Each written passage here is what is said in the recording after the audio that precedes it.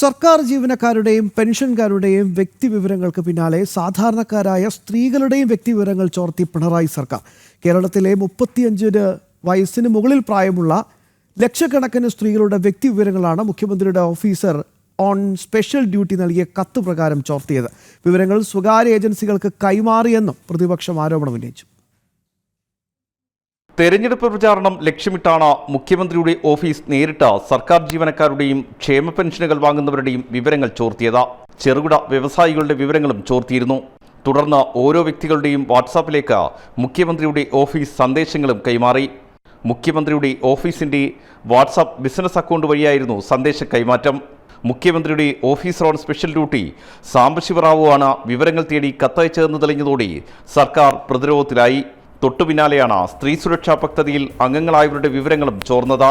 35 വയസ്സിന് മുകളിൽ പ്രായമായ ലക്ഷക്കണക്കിന് സ്ത്രീകളുടെ വിവരങ്ങളാണ് മുഖ്യമന്ത്രിയുടെ ഓഫീസ് ചോർത്തിയിരിക്കുന്നത്.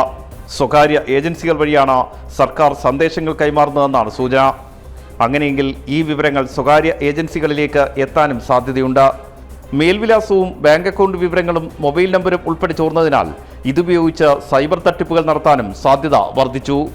ജനം, തിരുവനന്തപുരം.